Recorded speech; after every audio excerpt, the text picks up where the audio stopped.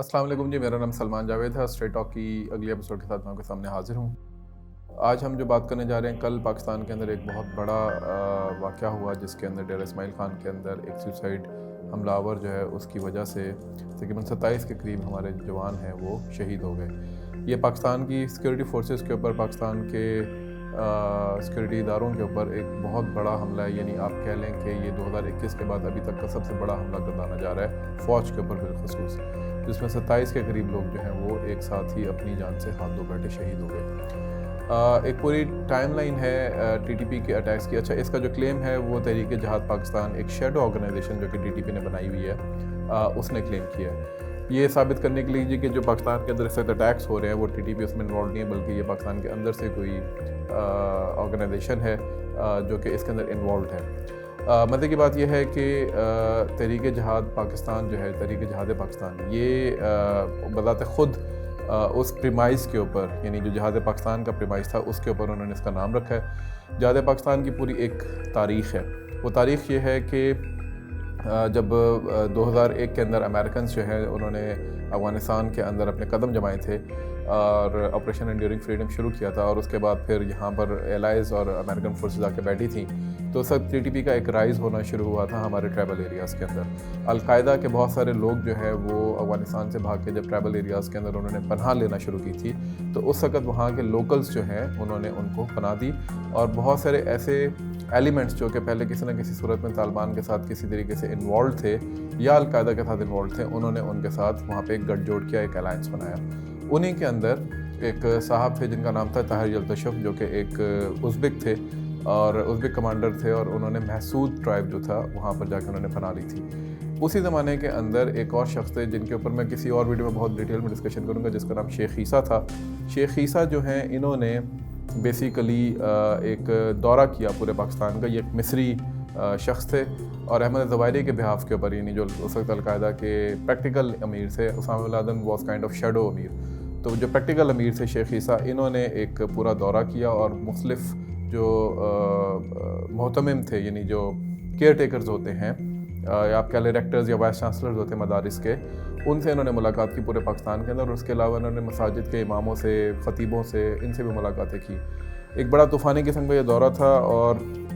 चूँकि उस वक़्त पाकिस्तान की एजेंसियाँ, पाकिस्तान के लोग बहुत ज़्यादा डिस्पैरिटी का शिकार थे, बहुत ज़्यादा डीफोकस थे, केओस था एक तरह का आफ्टर 9/11,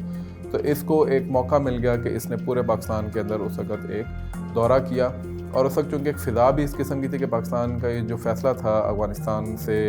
अपने अलायंस को बाहर निकालने का और अमेरिका का एलाय बनने का, उसकी वजह से पाकिस्तान के मजहबी हलकों में, पाकिस्तान के अमूमी तौर पे अवाम के अंदर एक गम गुस्सा जो है वो पाया जाता था। उसका फ़ायदा उठाते हुए इस शख्स ने, शेख ईसा ने, एक पूरा दौरा करने के साथ साथ एक प्रीमाइस जो है वो बनाया, जिसकी तरफ मैंने इशारा किया था, और उस प्रीमाइस को इन्होंने फिर कहा कि हम पाकिस्तान के ख़िलाफ़ जो है वो एक जिहाद हमें शुरू करना चाहिए, चूँकि ये फ्रंट लाइन इत्तेहादी बन गया है उस कुव्वत का जिसने अफ़गानिस्तान के अंदर इन्वेड किया है। और जिहाद पाकिस्तान के नाम से एक फ़तवा जारी किया गया, जिसका फिर जिसके ऊपर इसने कुछ उलमा का, जो कि आप सो कॉल्ड उलमा के लिए, उन्होंने दस्तखत किए और पाकिस्तान के ख़िलाफ़ इन्होंने जिहाद का ऐलान किया। यहीं से उठान होती है टीटीपी की, और तहरीक तालिबान पाकिस्तान जो है अलकायदा का एक फ्रंट बन के पाकिस्तान के अंदर जो है वो फिर अपनी कार्रवाइयाँ शुरू करती है। उसकी अलग भी एक तारीख़ है कि कैसे इन्होंने अपनी उठान वहाँ पे की, लेकिन प्रीमाइस जो था, जो बैकग्राउंड था, जो कॉन्टेक्स्ट था, वो ये जिहाद पाकिस्तान का फ़तवा था जो कि शेख ईसा ने हासिल किया था। और इंटरेस्टिंगली शेख ईसा को बहुत से लोगों ने कोवर्टली, यानी छुप के अपनी मदद का यकीन दिलाया, लेकिन ओवर्टली जिन लोगों ने किया उसमें दो बहुत प्रोमिनेंट नाम थे, और वो थे दोनों लाल मस्जिद के भाई, यानी गाजी साहब और जो अब्दुल अजीज़ साहब है, इन्होंने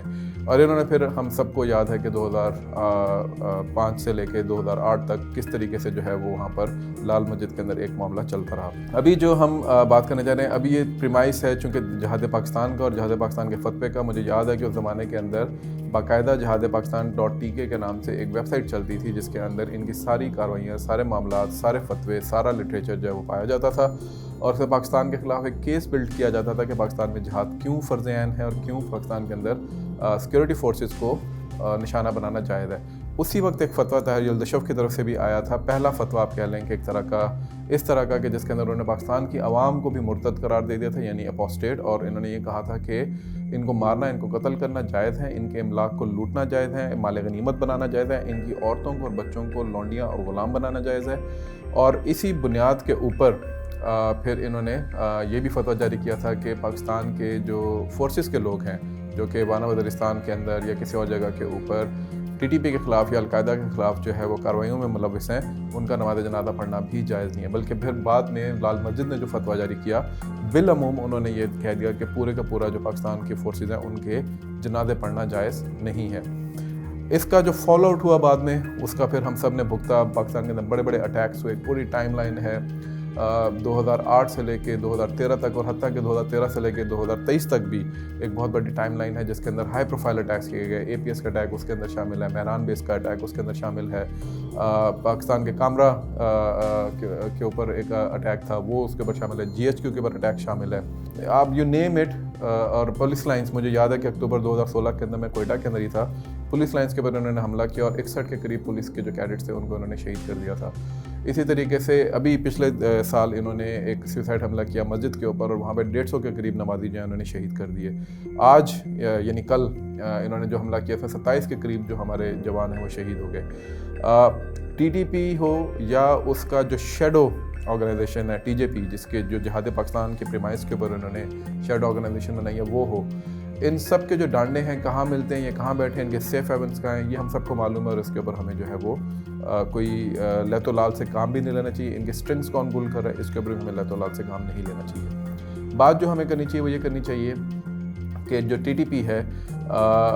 इसका जो इस वक्त एक टाइम लाइन है उसको बार बार हम सामने लेकर आएँ, उसके प्रीमाइस को सामने लेकर, उसका जो आइडियोलॉजिकल फ्रंट है उसको सामने लेकर आएँ।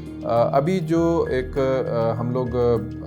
डिस्पैरिटी का शिकार हैं, आप कन्फ्यूजन का शिकार है जिसको आप कह लेते हैं, वो क्या है कि हम लोग ज़्यादा फोकस करते हैं इनके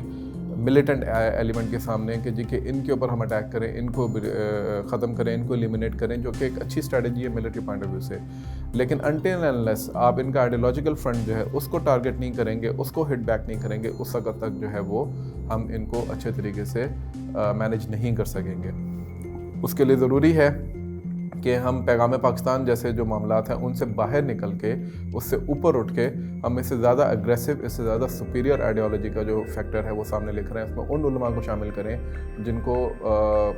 अवामुन्नास के अंदर भी पज़राई हासिल होती है, जिनको उम्मत मुसलमान जो आम मुसलमान हैं पूरी दुनिया के अंदर, उनके अंदर भी पज़राई हासिल है।